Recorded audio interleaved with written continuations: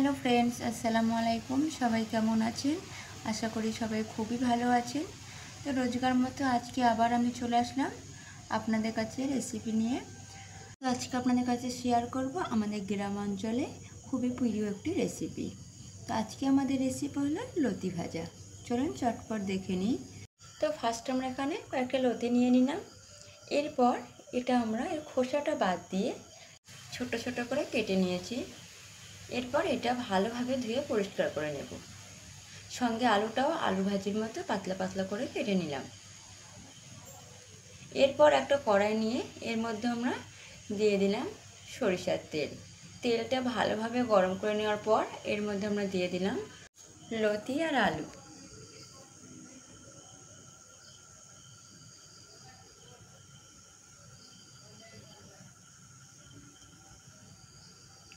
এবার এটা আমরা ফার্স্ট 1-2 মিনিট একটু শুধু তেলের সঙ্গে ভেজে নেব।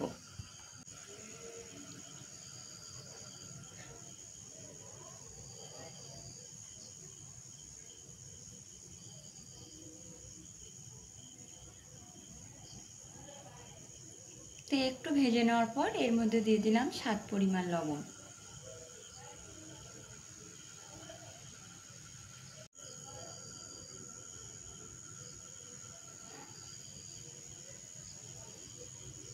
লবণটা দেওয়ার পর বেশ কিছুক্ষণ নাড়ে চেড়ে নেওয়ার পর এর মধ্যে দিয়ে দিলাম পেঁয়াজ কুচি, কাঁচা লঙ্কা।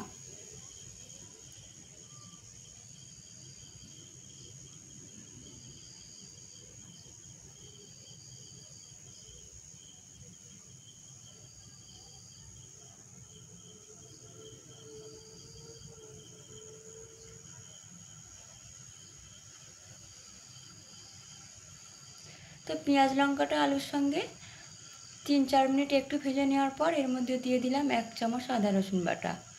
তারপর দিয়ে দিলাম 1 চামচ হলুদ গুঁড়া।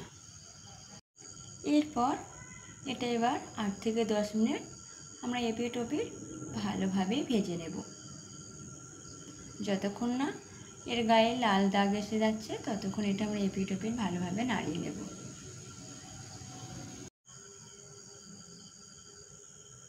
তো আমরা 10 মিনিট ধরে এপিট ওপিট সুন্দরভাবে ভেজে নিলাম। দেখতেই পাচ্ছেন আলুটাও গলে গেছে, প্লাস লতিটাও গলে গেছে এবং আলু লতির গায়ে লাল দাগও এসে গেছে।